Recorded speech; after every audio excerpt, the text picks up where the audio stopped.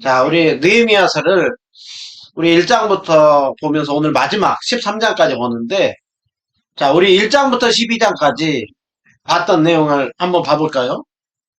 자, 1장에서 느헤미야는 페르시아 그 수상궁에서 아닥사스다 왕의 그래서 그 술관원으로 있을 때 예루살렘에서 들려왔던 소식은 예루살렘 성벽이 불에 타고 백성들이 큰 고통을 당한다는 소식을 들었어요. 그러니까 느헤미야는 그 소식을 듣고 수일 동안 슬퍼하고 하나님 앞에 금식하며 기도했어요. 느헤미야가 그렇게 4달 동안 기도하는 가운데 하나님께서 그 아닥사스다 왕의 마음을 움직여서 느헤미야가 이제 예루살렘에 와서 이제 성벽 공사를 시작을 했죠. 성벽 공사를 시작을 해서 며칠 만에 성벽 공사를 마쳤어요. 52일 만에 성벽 공사를 마쳤어요. 백성들과 함께 그 많은 방해를 뚫고 또 먹을 거 안 먹고 잠도 안 자가면서 그렇게 그들은 한 손에는 무기를 들고 한 손으로는 또 짐을 나르면서 성벽을 잘 지었어요. 그리고 그들은 거기에서 끝나는 것이 아니라 수문학 광장에 모여서 하나님 앞에 그 말씀을 듣는 가운데 큰 은혜를 받고 또 죄악들을 회개하고 그리고서는 10장에서는 이제 하나님 우리가 새로운 삶을 살겠습니다. 그들은 그 서약서를 쓰고 그 다음에 임봉을 하고 그리고 이제 11장에 예루살렘 성 안이 잘 돌아갈 수 있도록 그렇게 서로 또 이주도 하면서 그리고서는 우리가 지난주에 보았던 거는 그들이 모든 것을 잘 준비하고 난 이후에 성벽 공헌 예배를 하나님 앞에 드리면서 하나님 이 예루살렘 성도 주님 앞에 드리며 하나님 우리 몸도 주님 앞에 드립니다 하면서 성벽 공헌 예배를 잘 드렸습니다. 우리가 지난주에 보았을 때 공헌 예배를 드리고 났을 때 12장 43절에 보면 하나님께서 정말 그 하나님 앞에서 자신을 드리고 예루살렘 그 성벽을 그렇게 기쁨으로 드리는 그 백성들 가운데 큰 기쁨을 주었다고 했죠. 근데 그 기쁨이 자신들만이 아니라 그 아내들과 어린아이들까지. 그래서 예루살렘이 즐거워하는 소리가 멀리까지 들렸다라고 했어요. 그래서 느헤미야는 1장부터 12장까지 개혁이 잘 맞춰졌어요. 그래서 예루살렘 성벽도 이제 거룩한 곳으로 바뀌었고 또 백성들도 거룩한 삶을 사는 것으로 바뀌었어요. 이제 성벽을 잘 짓고 난 이후에 느헤미야가 이제 예루살렘에서 한 10년 정도 계속해서 총독으로 있었을 때 백성들은 느헤미야가 있는 동안 그래도 신앙을 잘 지키고 어느 정도 유지하고 살았는데 느헤미야가 본래 예루살렘 출신이 아니라 느헤미야는 본래 페르시아의 아닥사스다 왕의 이 수상궁에 있었었죠. 근데 임시로 허락을 받아가지고 예루살렘에 있었어. 그래서 10년 정도 이곳을 잘 느헤미야는 거룩하게 하는 일을 마치고서는 다시 자신이 본래 있었던 이 아닥사스다 왕이 있는 수상궁으로 돌아갔어요. 근데 여기에서 다시 또 하나님의 은혜 가운데 몇 년 정도 지내다가 다시 예루살렘으로 또 돌아온 거예요. 그런데 오늘 예루살렘으로 돌아왔을 때 느헤미야가 여기로 와 있는 동안 백성들이 신앙을 유지하면 얼마나 좋겠어. 네. 예루살렘 성이 거룩한 곳으로 계속 유지가 되면 좋은데 느헤미야가 몇 년 있다가 다시 예루살렘으로 왔을 때 거기서 보았던 거는 다시 처음으로 돌아가요. 백성들이 그동안 하나님 앞에 받았던 하나님 앞에 결단했던 그 모든 은혜들을 다 까먹어버리고 언제 그런 은혜가 있었나 싶을 정도로 그 모든 것들을 잃어버리고 다시 처음으로 돌아가 있는 그 모습. 이것이 13장에서 있는 모습이에요. 자, 우리는 13장을 보면 백성들이 구체적으로 또 어떤 모습들을 실패하고 있는가, 또 그 실패하고 있는 백성들에 대해서 느헤미야는 어떻게 또 조치를 취하는가. 우리가 그 부분을 보면서 이 실패하는 백성들을 통해서 우리는 어떤 교훈을 받을 수 있고 또 그렇게 다시 새롭게 개혁하는 느헤미야의 모습을 통해서 우리가 어떤 부분을 도전을 받을 수가 있을까. 우리가 13장에서 알아보려고 합니다. 자, 13장에 보면 크게 백성들에게 보였던 것이 네 가지 문제가 있었어. 네 가지 문제가 있는데, 자, 이 네 가지. 느헤미야가 와서 봤을 때 제일 먼저 가장 심각했던 것 중에 하나는 뭐냐면, 도비야가 성전에 들어와 거기에서 앉아 있는 거. 도비야가 뭐 한 사람이에요? 산발락과 함께 앞장서서 성벽 짓는 일을 방해했던 사람. 그런데 오늘 지금 예루살렘 하나님의 성전이 있으면 제사 드리는 곳이 있고 또 창고들이 있는데 거기에 가보면 하나님 앞에 제사 드리기 위한 그 기물들이 있고 또 그 제사 드리는 레위인들이 먹고 살 수 있는 식량들이 이렇게 저장해 놓은 곳이 있는데 큰 방을 제사장 엘리야십이 도비야를 위하여 큰 방을 만들었어요. 성전 짓는 일에 가장 방해했던 사람이 그 한가운데 지금 버젓이 자리를 차지하고 들어와 있는 거예요. 느헤미야는 충격인 거예요, 충격. 어떻게 그 도비야가 성전 안에 들어와 있고 엘리야십은 어떻게 그 도비야를 성전 안에 들일 수가 있는가. 이게 가장 큰 문제였고 그리고 그 다음에 두 번째부터 네 번째 문제는 백성들이 10장에 새로운 삶을 살겠다고 그렇게 결단했던 것들이에요. 자, 10장 뒷부분부터 보면 10장의 맨 마지막에 그들이 결단했던 문제는 뭐였었냐면 우리가 하나님의 성전 절대 버려두지 않겠습니다. 하나님의 성전이 잘 유지될 수 있도록 그들이 10장에 보면 성전세 내고 11조 내고 또 처절매 드리고 또 제사를 드릴 수 있는 땔감나무 드리겠습니다.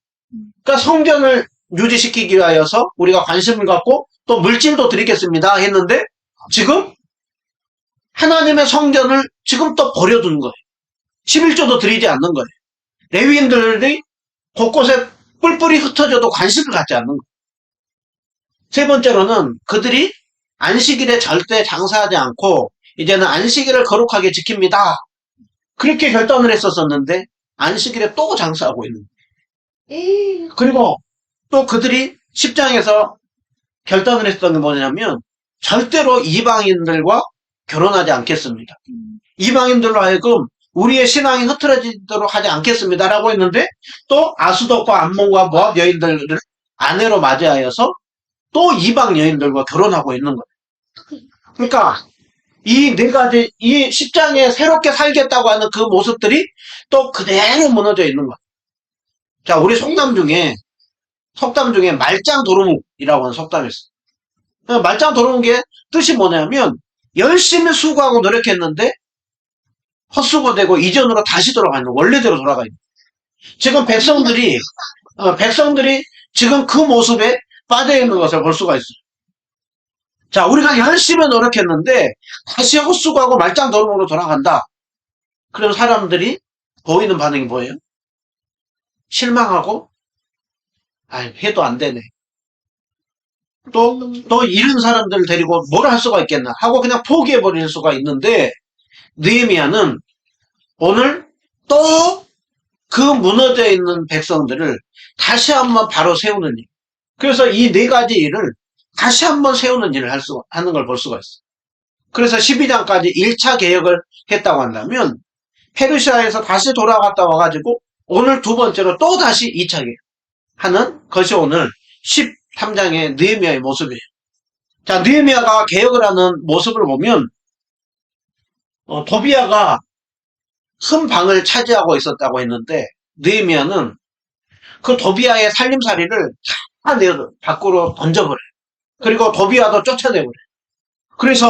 그리고 하나님의 성전이 또 그 방들이 거룩한 또 기물들로 거룩한 또 곡식들로 채워질 수 있도록 그렇게 하는 것이 느헤미야가 제일 먼저 시작했던 일이에요.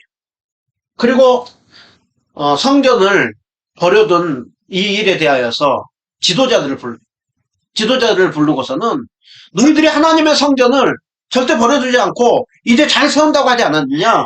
레위인들을 세워서 또 레위인들이 먹고 살 수 있도록 너희들이 11조 또 예물 드린다고 하지 않았느냐.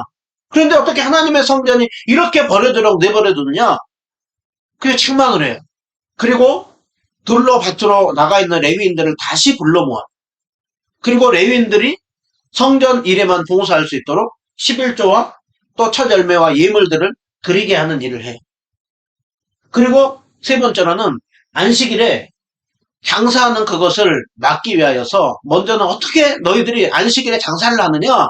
그리고서는 느헤미야가 조치를 취한 것이 안식일에는 이제 예루살렘 성문을 닫아버리라. 맞아. 그 안식일 전에 성문을 닫았다가 안식일이 끝나고 나면 성문을 열라고 해. 근데 그동안 장사했었던 그 다른 이방 사람들이 또 혹시나 안식일에 장사할 수 있을까 해가지고 예루살렘 성문 앞에서 자니까 느헤미야가 그들을 보고서는 너희들이 뭐하러 여기서 자느냐?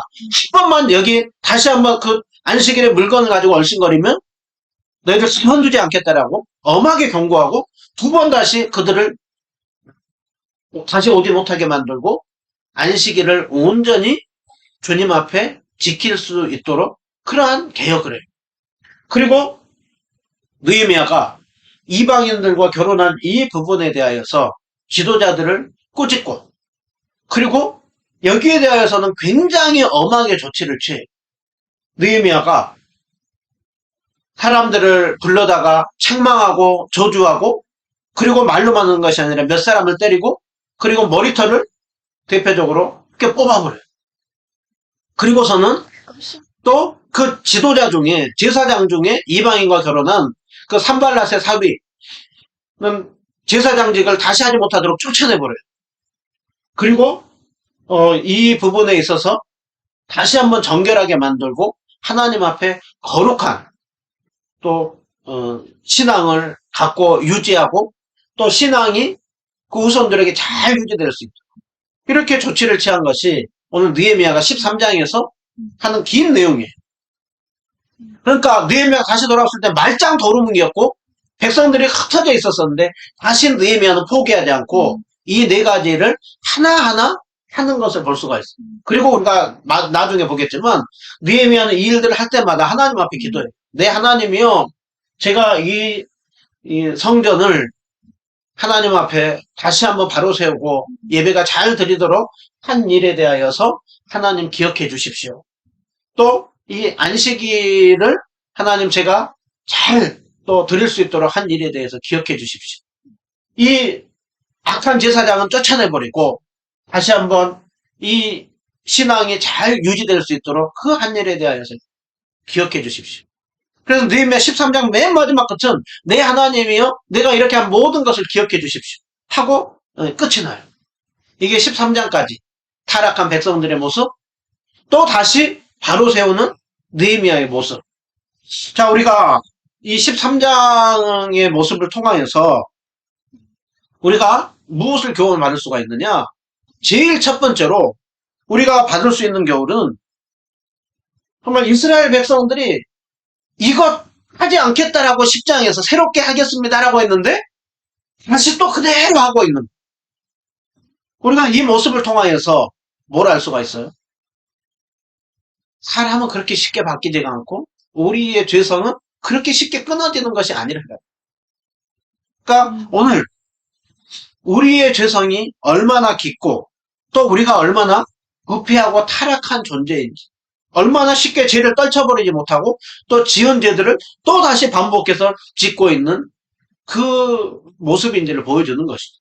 그러니까 이스라엘 백성들을 보면서 어떻게 그렇게 결단하고 그리고서는 맹세까지 한 사람들이 또 어떻게 하고 있느냐라고 하고 있는데, 이 이스라엘 백성들의 모습이 우리 모습이에요. 우리가 잘 봐보세요. 우리가 지은 죄들을 보면 새로운 죄가 아니에요. 우리는 실패한 것 늘 반복해서 실패해요. 짓는 죄들을 또 지어요. 그것이 뭘 얘기를 하고 있는 거예요? 로마서 7장에 선을 행하기를 원하는 나에게 또 다른 한편으로는 그 악이 있다는 거예요. 그래서 성경은 우리가 나름대로 신앙을 잘 지키고 살고 우리는 참 나름 괜찮은 신앙인이라고 하지만 사람에 대해서 굉장히 긍정적으로 얘기하지만 성경은 사람에 대해서 그렇게 긍정적으로 얘기하지 않아요. 아담과 하와의 타락 이후에 하나님은 본래 사람을 선하게 창조했지만 아담과 하와의 타락 이후에 얼마나 우리의 죄성이 깊은지를 성경은 말씀해요. 그래서 우리 예레미야 17장 9절 보면 만물보다 거짓되고 심히 부패한 것이 사람의 마음이라고 합니다. 하나님이 지은 모든 만물들 중에 가장 부패하고 타락한 것이 뭐라고요? 사람의 마음이라고. 하나님의 창조한 그 동물들 중에 가장 한 존재가 사람. 그래서 어딜 가나 항상 보면 참 사람이 문제라고 해요, 사람. 그 이유가 무엇 때문이냐? 우리의 죄성이 그만큼 깊다는 거예요. 시편 14편 2절과 3절에 보면 시편 기자는 정확하게 이 고백을 해요.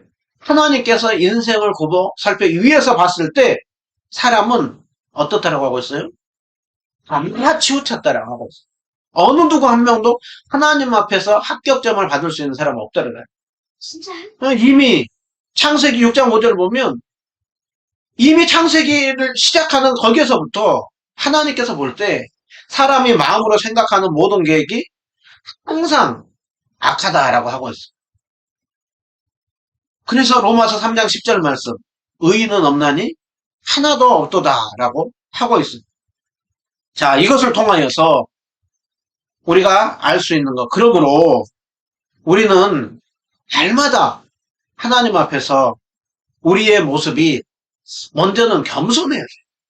우리가 얼마나 심각한 죄인지를 알고 주님의 은혜 없이는 한순간도 살 수 없는 존재인지를 알고 그래서 이들의 죄악을 보면서 어떻게 이들이 똑같이 이렇게 할 수가 있느냐라고 하고 있는데 우리도 동일한 모습을 너무 자주 보이고 있다. 그러기에 우리는 다른 사람 쉽게 함부로 정죄하거나 판단하면 안 되고 그 모습이 실패하는 모습들을 볼 때마다 늘 우리 자신을 돌아보는 모습. 그럴 때 교훈을 받을 수가 있는 것이죠. 다시 한번 죄악된 길로 가던 것을 다시 한번 새롭게 새 마음을 품을 수가 있는 것이죠. 자, 오늘 우리가 이들의 모습을 통하여서 또 깨달을 수 있는 것은 그렇기 때문에 우리가 이런 악한 죄인들이기 때문에 그렇기 때문에 우리에게는 날마다의 은혜가 필요하다. 한번 은혜 받는 것으로 안 된다라는. 자, 이들이 무너지는 것이 13장에 무너지는 모습이 처음부터 그런 게 아니에요. 자, 처음에는 그들도 잘 지켰을 거예요. 느헤미야가 10년 정도 있다가 페르시아 땅으로 갔다고 했죠. 그리고 돌아왔을 때 그 모습으로 된 건 한순간에 무너지는 것이 아니라 조금씩 스멀스멀 그 마음이 바뀌고 무너지고 그랬다가 느헤미야가 없는 동안 본격적으로 팍 무너진 거예요. 그러니까 오늘 그렇기 때문에 우리가 봐야 되는 거는 과거에 받은 은혜를 가지고 늘 사는 것이 아니라 우리에게는 날마다 하루하루의 은혜가 필요하다. 하나님께서 이스라엘 백성들에게 만나를 주실 때 날마다 줬죠. 날마다. 날마다 줬던 그거는 하나님이 여러 가지 이유가 있는데 그 중에 하나는 뭐냐면 매일매일 하나님의 은혜를 기억하는 것이 필요하다는 거예요. 그처럼 우리도 이렇게 죄악이 있는 우리는 과거에 한번 은혜 받고 멈추는 것이 아니라 정말 날마다 받는 은혜가 있을 때 우리는 이 죄악 속에서 다시 새롭게 돌이킬 수 있다는 거예요. 자, 이들이 처음에 느헤미야가 왔을 때 큰 죄악 가운데 있었지만 성벽을 세우고 난 이후에 그들이 새롭게 삶을 바꾸고 변화했었던 이유가 뭐였어요? 수문학 광장에서 말씀을 듣는 가운데 은혜를 받고 그 은혜가 들어오니까 그들이 새로운 삶을 살 수가 있었어요. 오늘 또 우리도 똑같아요. 우리에게는 이 죄악된 우리 가운데 날마다 하나님의 은혜가 들어올 때 그나마 우리는 죄를 조금 더 멀리하고 하나님이 기뻐하는 삶을 살려고 몸부림치는 삶이 있는 거예요. 그래서 우리의 신앙은 과거형이 아니라 현재형이에요. 현재. 날마다 현재. 그냥 과거에 내가 은혜 받았다. 자꾸 과거 얘기를 과거에 나도 이렇게 했어. 과거 얘기하는 사람 의심해야 돼. 중요한 거는 과거에 받은 은혜도 귀하지만 현재 나는 은혜 받고 있는가. 이스라엘 백성들이 수문학 광장에 정말 은혜를 사모하여서 겸손히 나아갔던 것처럼 또 그 죄악을 회개했던 것처럼 현재 내 안에 주님의 말씀을 들음으로 나에게 은혜가 들어오고 있나. 내가 예배 한 번을 드릴 때 그 은혜를 통하여서 정말 하나님을 경외하고 하나님이 기뻐하는 삶을 살려고 하는 현재 내 모습에 교정된 변화된 그 모습들이 있는가. 하루하루 우리에게 은혜가 있을 때 그건 잘 사는 거예요. 우리 찬양 중에 내일 일은 난 몰라요. 하루하루 살아요. 여러분, 신자는 하루하루 사는 것입니다. 어제 은혜 가지고 사는 것이 아니라 오늘 나에게 주시는 은혜 가지고 사는 거예요. 그렇기 때문에 우리는 예배를 드릴 때마다 늘 하루하루 현재 나에게 은혜를 주시도록 기도하고 나갈 때 우리는 또 하나님이 기뻐하는 삶을 살 수가 있습니다. 자, 이스라엘 백성들의 모습을 통하여서 오늘 세 번째로 우리가 교훈을 받을 수 있는 것은 우리는 끊임없이 개혁돼야 된다라는 것. 그러면 개혁은 새롭게 뜯어 고치는 것을 말하는 우리 신앙의 선배들이 개혁교회는 날마다 개혁돼야 된다라고 말씀을 했습니다. 왜 날마다 개혁교회는 개혁돼야 되느냐? 사람이 시간이 지나면 마음이 바뀐다라는, 변질된다라는 거. 처음에 출발할 때는 성경 말씀을 따라서 살겠습니다. 하나님 경외하는 삶을 살겠습니다라고 하는데 시간이 지나다 보면 우리는 자꾸 성경 말씀으로부터 벗어난다라는 거예요. 자꾸 하나님 경외하는 마음이 약해진다라는 거예요. 그렇기 때문에 우리는 끊임없이 성경 말씀으로 돌아가는 거예요. 그것이 참된 그 개혁이고 지금 느헤미야가 오늘 보이는 모습이 그 모습이에요. 자, 느헤미야가 개혁을 하는데 오늘 여기에서 볼 수 있는 거는 이스라엘 그 백성들 가운데 개혁을 하는 데 있어서 방해하는 장애물들을 과감하게 떨쳐버리고 그리고서는 다시 말씀으로 돌아가는 것을 볼 수가 있어요. 오늘 제일 먼저 느헤미야가 봤었던 게 도비야 문제라고 있죠. 도비야. 제일 먼저 도비야 문제인데 느헤미야는 도비야가 성전 안에 들어와 있는 것을 보고 어떻게 했다라고 했느냐면 내가 심히 근심했다라고 하고 이것을 심각하게 본 거예요. 심각하게 보고 도비야와 적당히 어떤 말로 하고 하는 것이 아니라 도비야의 그 살림살이를 다 던져버리고 그리고서는 도비야도 쫓아내버렸다고 했어요. 참 인간적으로 보면은 조금 서로 사이좋게 좀 잘 지내고 그렇게 하면 되지 않느냐, 말로 좀 타이르면 되지 않느냐, 그렇게 해서 끊어지는 것이 아니기에 느헤미야는 과감하게 살림살이를 내던져버리고 도비야도 끊어내고 있어요.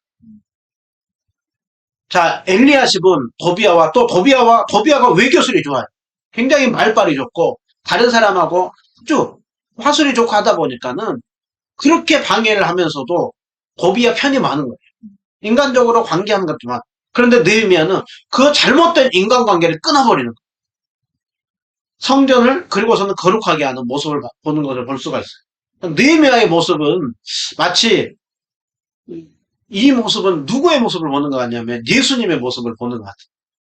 자, 예수님께서 요한복음 2장 14절을 보시면 어느 날 성전에 갔을 때 예수님께서 성전 안에서 이루어지는 일들을 볼 때 소와 양과 비둘기 파는 사람들이 있고 돈 바꾸는 사람들이 있는 것을 예수님이 보셨어요. 예수님은 보시고 그 자비롭고 인자하신 예수님께서 오늘 2장 15절을 보면 뭘 만들었다라고 하고 있어요? 그 두꺼운 줄로 채찍을 만들었더라고요. 두꺼운 줄로 채찍을 만들고 양과 소와 그 모든 것들을 다 쫓아버리고 돈 바꾸는 사람들의 상을 엎어버리고 비둘기 파는 사람들의 것을 다 가져가면서 이걸 가져가라고 내 아버지 집을 장사하는 집으로 만들지 말라. 너희들이 어떻게 이곳을 강도의 소굴로 만드느냐. 그 자비로우신 예수님께서 그 성전을 청결하게 할 때 과감하게 너무 심하다 할 정도로 철저히 쫓아내버리는 걸 볼 수가 있어요.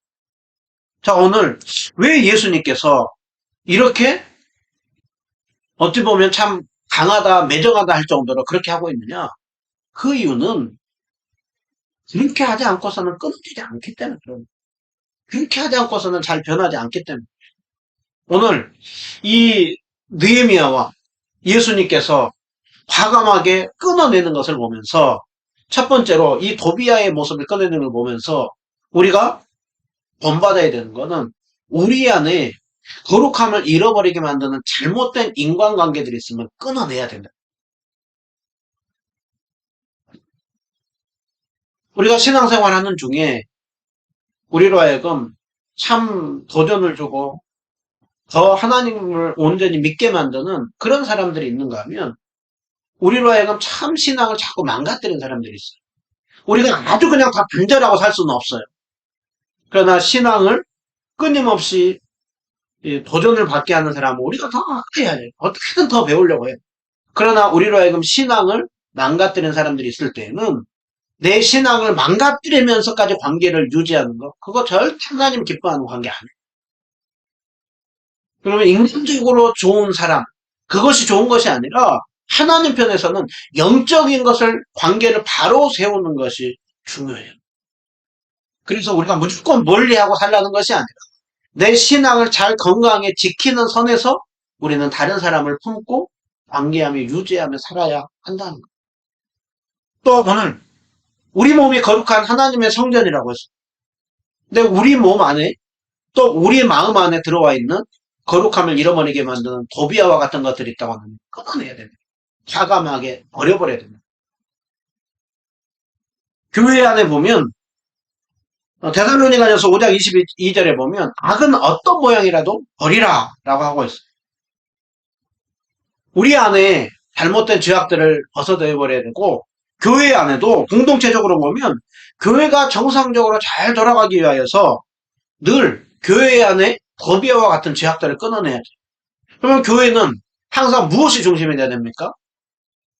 교회 안에는 항상 말씀과 기도가 중심이 돼요. 성령님이 이끄시는 교회가 돼야 돼요. 그리고 교회의 머리는 예수 그리스도라고 하고 있죠.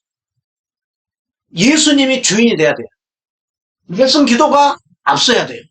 그런데 교회 안에 말씀과 기도보다 또 예수 그리스도가 주인이 아니라 자꾸 어떤 돈이 주인이 되고 어떤 일이나 기관이나 사람이 주인이 되고 다른 것들을 앞세우고 있다고 한다면 그 모든 것들을 끊어내고 버려버리는 그 일들이 있어야 돼요. 그리고 다시 성경 말씀으로 또 기도로 성령님의 이끄시는 곳으로 또 예수 그리스도가 중심이 될 때, 그래서 교회 안에 사람의 소리가 너무 크게 들리는 게 좋은 게 아니에요. 오직 주님의 진리의 말씀이 강력하게 들려야 돼요. 그리고 그 말씀에 따라서 우리가 주님 앞에서 다시 한번 우리의 신앙을 바로 세울 때 건강한 교회예요. 오늘 우리가 이 부분을 우리가 교훈을 받을 수가 있고, 두 번째로 이들에게서 보였었던 것이 뭐였었냐면 하나님의 성전을 버려두었다라고 했죠. 하나님의 성전을 버려지는 데 있어서 하나님의 성전을 유지하는 데 있어서 누가 있어야 돼요? 레위인들이 있어야 되죠. 그런데 오늘 13장에 보면 레위인들이 성전에 있는 것이 아니라 각자 들로 밭으로 나갔다고 했어요. 왜 레위인들이 나가요? 먹고는 살아야 되니까. 11조가 들어오고 첫 열매가 들어와서 백성들이 물질을 하나님 앞에 드려야 그 물질을 가지고 생활하면서 유지하면서 하나님 섬길 수 있는데, 그들이 성전을 버려두고 물질을 주님 앞에 드리지 않는 것. 그러니까 오늘 이 성전 버려두는 그 부분에 또 중요한 문제 중에 하나가 물질 문제예요. 오늘 이스라엘 백성들의 모습을 보면서 우리가 또 돌아봐야 되는 게 물질 문제예요. 물질 문제. 우리가 하나님 앞에 드리는 돈, 헌금, 우리가 얼마나 하나님을 사랑하느냐, 그것에 가장 대표적으로 나타나는 게 뭐냐면 물질이에요. 물질. 예수님이 이렇게 말씀했죠. 내 물질이 있는 곳에 내 마음도 있느니라 라고 했죠. 그렇기 때문에 우리가 하나님 사랑합니다 하면서 그 주님 앞에서 정말 그 물질을 드리는 것이 인색하다고 한다면 우리가 정말 하나님 사랑하고 있는가, 우리가 돌아볼 필요가 있어요. 여러분, 물질 문제에 있어서 정말 내가 하나님 앞에 참된 신앙을 갖기 위해서는 물질 문제 깨끗하게 해야 됩니다. 물질 문제 관계를 바로 세워야 돼요. 무엇보다도 여러분 11조 잘 드려야 됩니다. 10의 1을 하나님 앞에 드리는 것은 모든 것이 하나님의 것이라고 하는 것을 고백하는 거예요. 또 우리가 하나님 앞에 받은 은혜에 감사해서 감사헌금 잘 드려야 돼요. 하나님은 우리만 은혜 받는 것이 아니라 어려운 사람 돌아보라고 합니다. 우리가 구제헌금 주님 앞에 드려야 돼요. 하나님 나라의 영광을 위하여서 선교헌금 드려야 돼요. 우리가 이런 일에 두루두루 그 관심을 갖는 것이 우리가 물질을 잘 또 사용하는 거예요. 돈을 버는 것도 중요하지만 중요한 건 그 물질을 어떻게 사용하고 있는가, 그것이 중요한데 지금 이들이 실패하고 있는 거예요. 그 부분에 있어서 다시 한번 물질 문제를 바로 세우라라고 하고 있죠. 그 요한 웨슬레가 이런 말을 했어요. 주머니가 회개하지 않는 회개는 믿을 수 없다라고 했어요. 찰스 스펄전 목사님은 주님께 마음을 열었다고 하면서 주머니가 열리지 않는 그 마음은 자신은 믿을 수가 없다라고 했어요. 여러분, 우리가 주님 앞에서 물질 문제 잘 사용해야 됩니다. 또 공동체적으로, 교회적으로 적용할 때에는 교회가 예산을 하나님이 원하는 대로 잘 쓰고 있는가? 교회가 우리 안에서만 쓰고 있다. 전혀 하나님이 원하는 법 아니에요.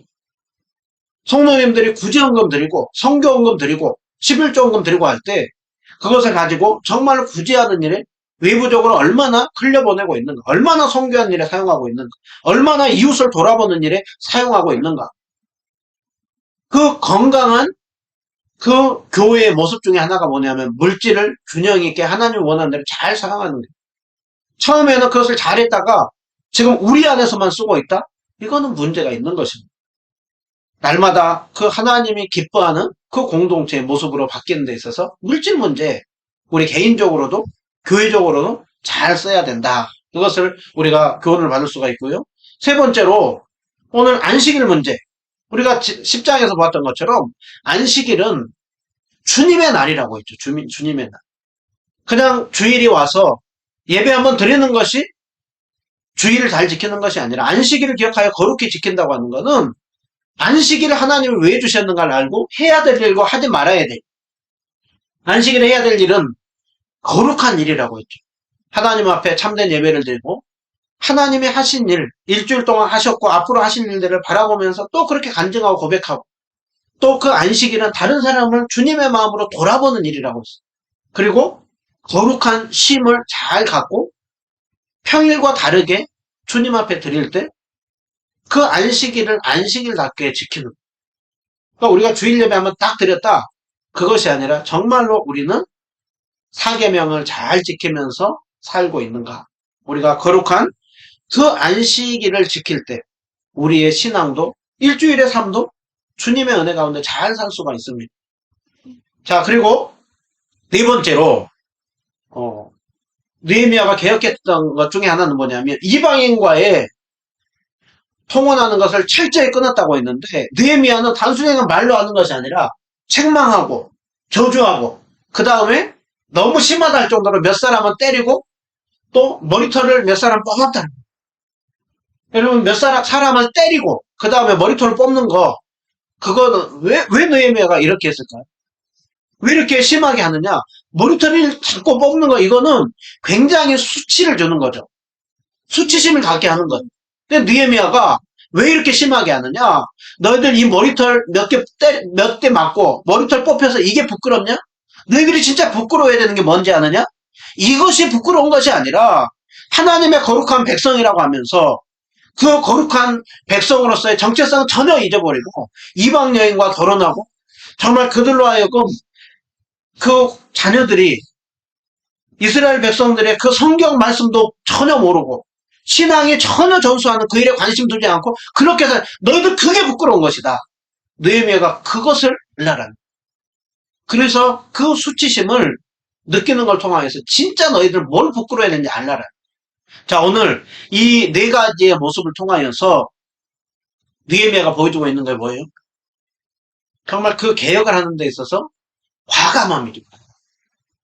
그리고 다시 성경 안으로 정확하게 세우는 일을 힘쓰는 것을 볼 수가 있어요. 우리가 다시 한번 13장의 모습을 통하여서 오늘날 이 시대는 경계와 울타리가 무너져 있어요. 진리가 절대적인 진리가 아니라 상대적으로 너도 좋고 나도 좋고 너도 맞고 나도 맞고. 여러분 성경은 너도 맞고 나도 맞고 그렇게 하지 않았어요.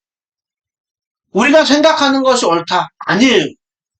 우리의 유일한 기준은 성경이에요. 성경.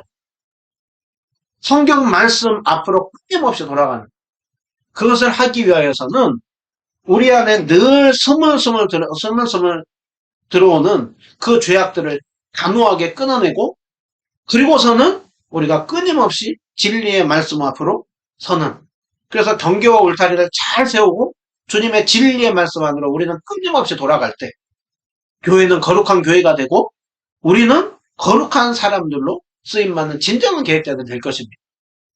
자, 느헤미야가 13장에서 개혁을 하는데 계속해서 이런 고백이 나와요. 내 하나님이여 이 일로 말미암아 나를 기억하여 주십시오. 내 하나님이여 이 일로 말미암아 나를 기억하여 주십시오. 하나님, 제가 성전 청결하게 한 거 기억하게 해주십시오. 성전에서 예배가 잘 드려지게 한 거 기억하게 해주십시오. 안식일을 잘 지키게 한 거 기억하게 해주십시오. 다시 한번 이방인과의 그 관습이 끊어진 거 기억하게 해주십시오. 느헤미야가 이것은 뭐냐면 계속해서 기도하면서 하나님 앞에 나아가는 그 이유가 뭐 때문에 그럴까요?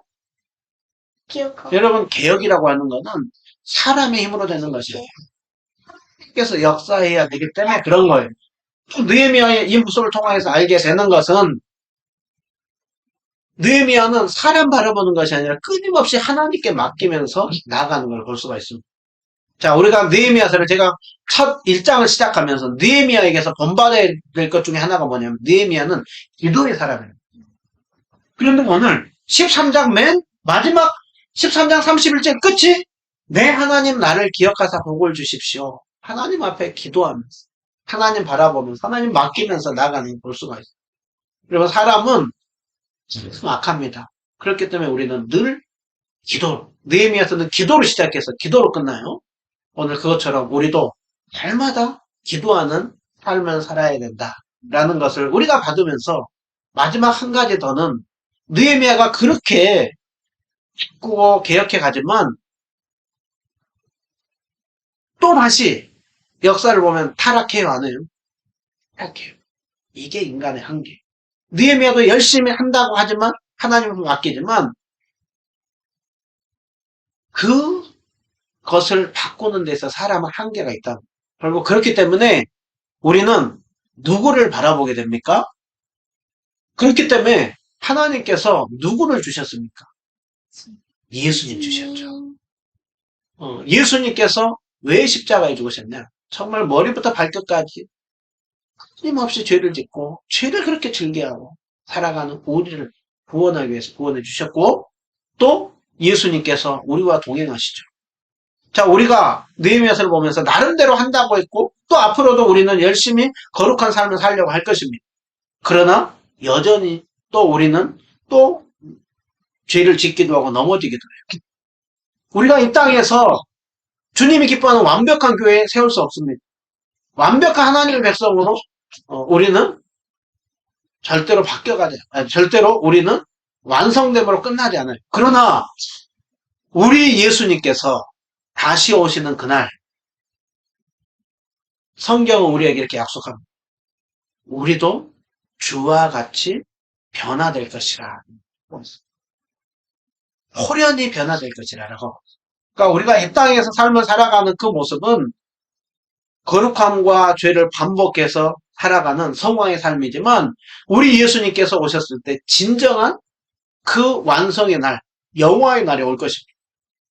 우리는 주님 앞에 서는 그날까지 느헤미야가 그 개혁하는 일을 포기하지 않고 계속 반복했던 것처럼 우리도 예수 그리스도를 의지하고 바라보면서 나아갈 때 우리가 부족하지만 주님이 기뻐하는 삶으로 살아가게 될 것이고 진정한 그 주님 앞에 섰을 때 잘했다 칭찬받는 일이 있을 것입니다. 날마다 그러한 주님의 귀한 믿음의 사람들로 서고 또 우리 공동체가 주님이 기뻐하는 공동체로 바뀌게 되기를 주님의 이름으로 축원드립니다.